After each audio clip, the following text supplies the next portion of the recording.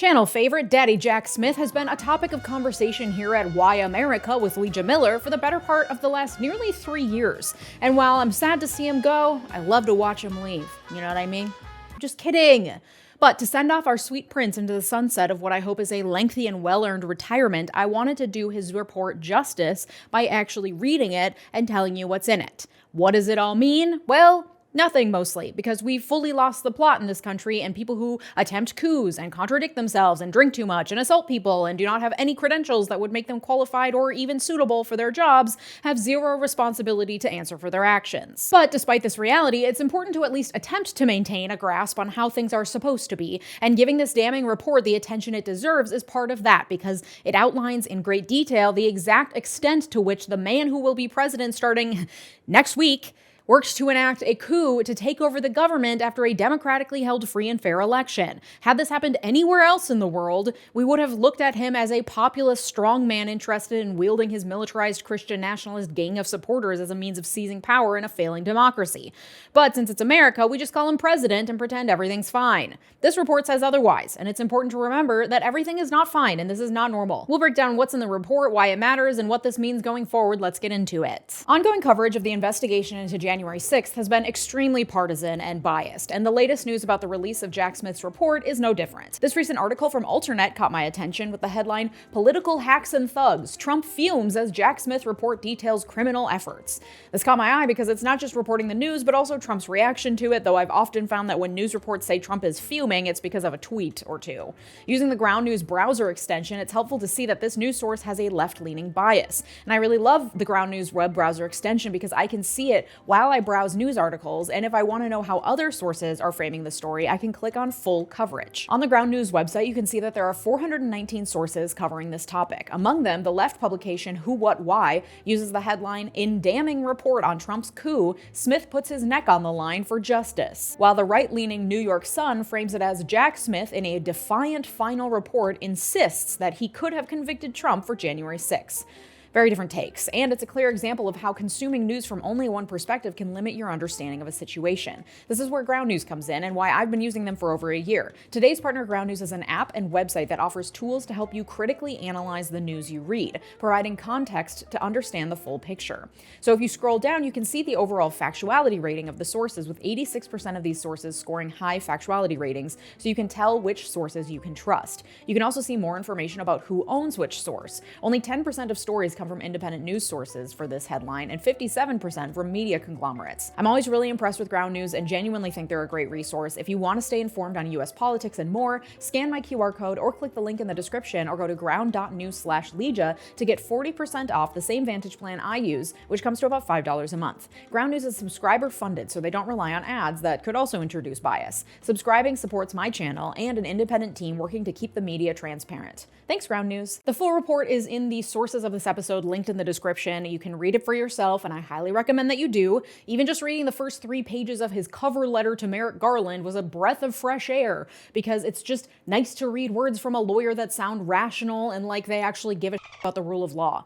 Feels, frankly, from a bygone era. Though it's not. There are so many great lawyers in this country doing work at a high level of ethics, so don't despair. It's just that Daddy Jack's letter is an example of this. In that cover letter, he makes it pretty clear, saying, "My office gathered relevant evidence and examined whether that evidence established violations of federal criminal law. In doing so, I was guided by the principles of federal prosecution, a series of considerations designed to promote the fair and even-handed application of the law. As set forth in my report, after conducting thorough investigations, I found that, with respect to both Mr. Trump's unprecedented efforts to unlawfully retain power after losing the 2020 election and his unlawful retention of classified documents after leaving office, the principles compelled prosecution. Indeed, Mr. Trump's cases represented ones in which the offense was the most flagrant, the public harm the greatest, and the proof the most certain." His letter also makes an effort to dispel any potential rumors or ability for anyone on the right to discount it by explicitly saying no one within the DOJ attempted to interfere with the prosecution or the investigation.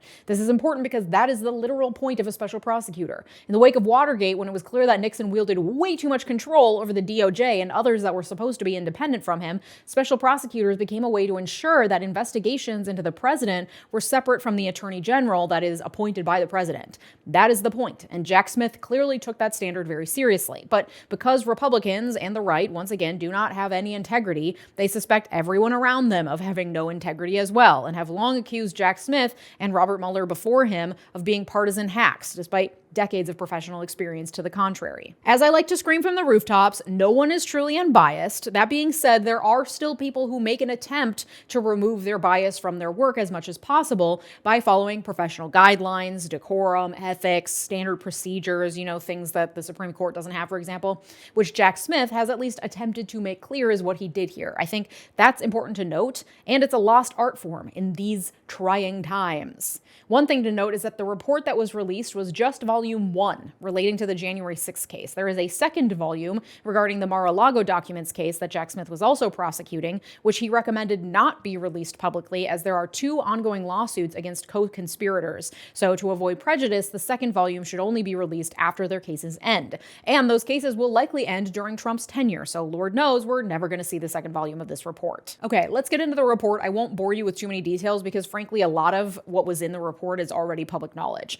It's important to note that nothing about this report is indecisive, however. Unlike Robert Mueller's report about his investigation into Trump's collusion with Russia, which was kind of inconclusive, Smith and his team were very sure that they had enough evidence and information to convict Trump on the charges of conspiracy to defraud the United States, obstruction, and conspiracy against the rights of U.S. citizens. Page 2 of the report says clearly, substantial evidence demonstrates that Mr. Trump then engaged in an unprecedented criminal effort to overturn the legitimate results of the election in order to retain power. This included attempts to induce state officials to ignore true vote counts, to manufacture fraudulent slates of presidential electors in 7 states that he had lost, to force Justice Department officials and his own vice president, Michael R. Pence, to act in contravention of their oaths and to instead advance Mr. Trump's personal interests, and on January 6, 2021, to direct an angry mob to the United States Capitol to obstruct the congressional certification of the presidential election and then leverage rioters' violence to further delay it. A major issue in this case, and that Smith would have had to prove at trial, was whether Trump actually believed the bullshit he was slinging.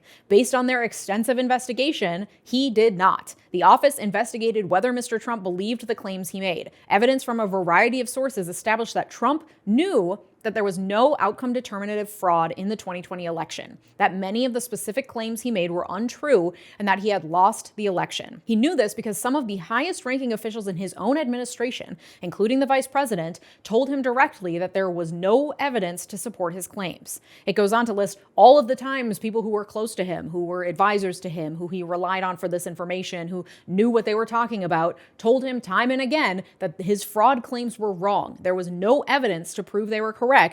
And his multiple court cases trying to prove fraud were rejected, every last one of them. The only reason, according to the report, that Trump was not convicted for his crimes related to the January 6th insurrection is because the rules are very clear that the Justice Department cannot actively prosecute a case against a sitting president. Here's the thing, though. While the vast majority of the information laid out in this report is not new, and much of it was disclosed during the discovery process leading up to what was supposed to be Trump's January 6th trial and by the Congressional January 6th Committee, having a report like this provides, for the record and for posterity, a meticulously laid out recitation of the facts as discovered during the investigation.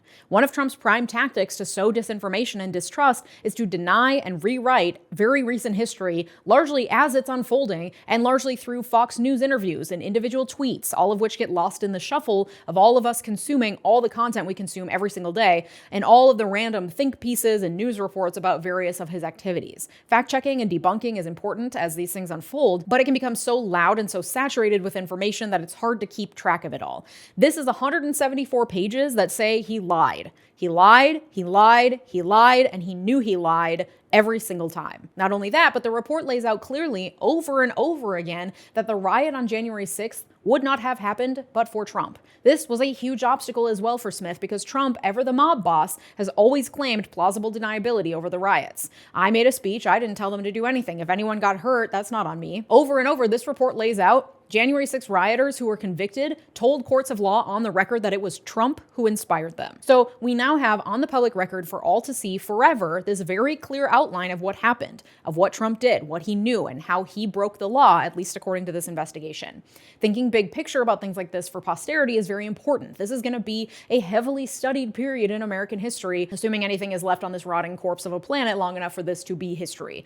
Given how much we rely on contemporaneous evidence to give historical context, this report is important. And I wanted to give attention to this report and share it with you all because I do think it is important. And I think it's a disservice to Daddy Jack Smith, the work that he did and the weight of Trump's alleged crimes, to write it off as unimportant. That being said, the maddening part about this whole report is the manner in which it was released.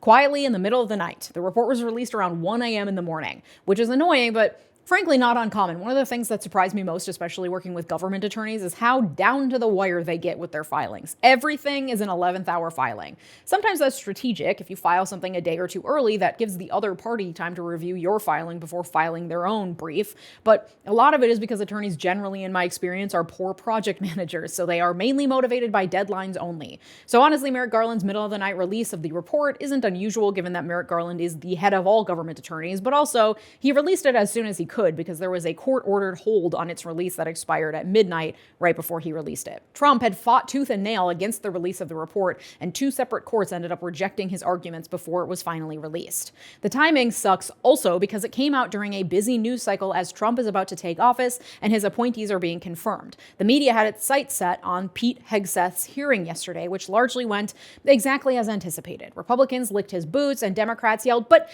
you said bad things about women! And he will be confirmed anyway, despite credible allegations of abuse, despite 0 qualifications, despite alleged drinking problems that will absolutely impede his ability to effectively do his job, despite being literally the most underqualified person in the history of the Department of Defense to be appointed to that position. None of it matters. Republicans don't care, and Trump's base of supporters sure don't care. Perhaps if lawmakers had spent less time focusing on pointing out his hypocrisy or how much he hates women and LGBTQ folks, things that clearly a full 50% of the electorate don't care enough about to disqualify a person from office, they could have asked him tough questions related to the day-to-day things he would have to do on the job to see how he would handle them. That's what would happen in any run-of-the-mill job interview for a high-ranking job. Do you actually have the experience and knowledge to do the job? The answer would very clearly be no, but we didn't really get at that yesterday because Democrats were so hung up on how he's a misogynist. No, that's not something your constituents apparently care about. That being said, even being shown that he's woefully unqualified for the job because he does not know how to do the job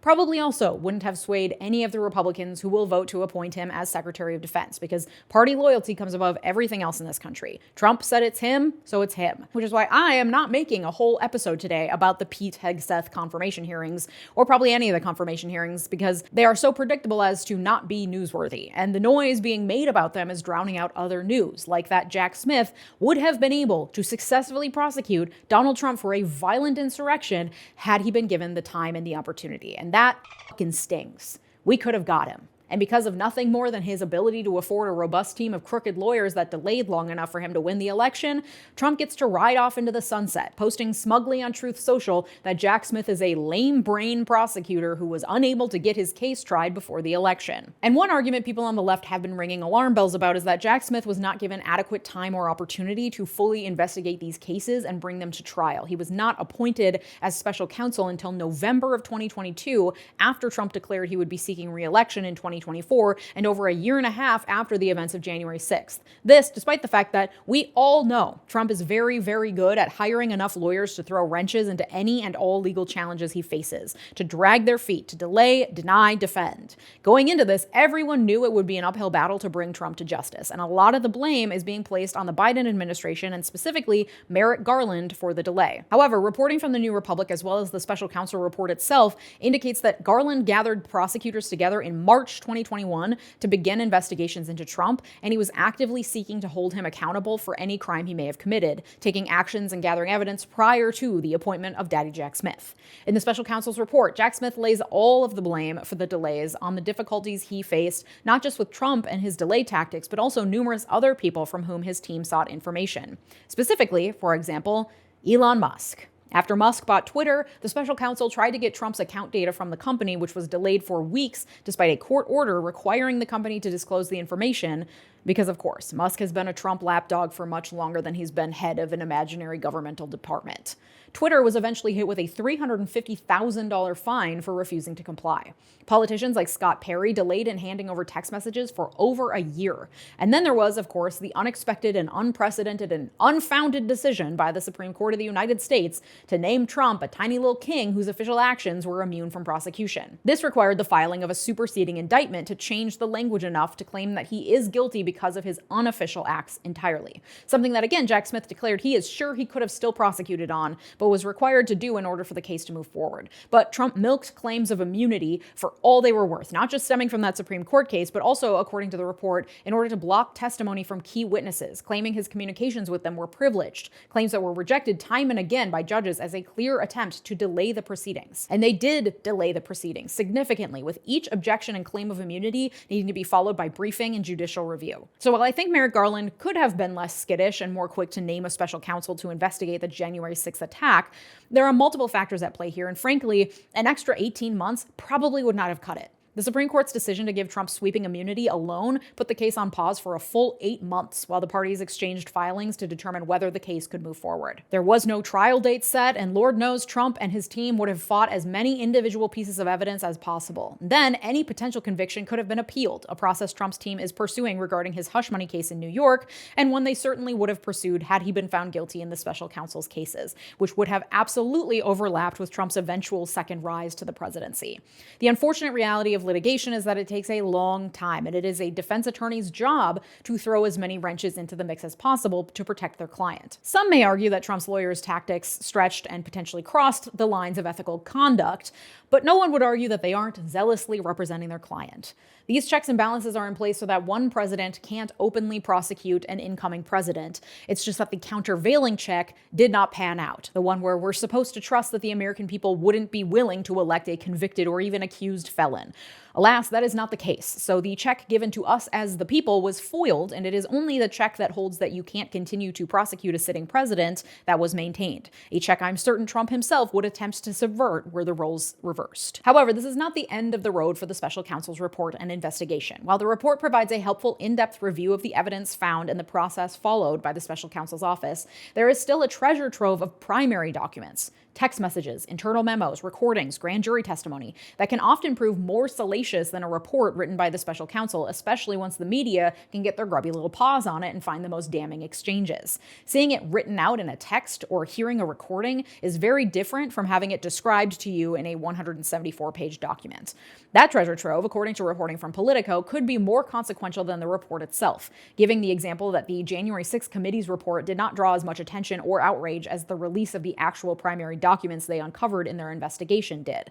There are legal efforts underway to bring those primary documents and grand jury testimony to light. The question is whether the public interest in releasing the documents outweighs the value of the confidentiality of the contents. Especially given that the prosecution is no longer ongoing, there are arguments in favor of making the documents public as they're no longer subject to an open investigation or pending case.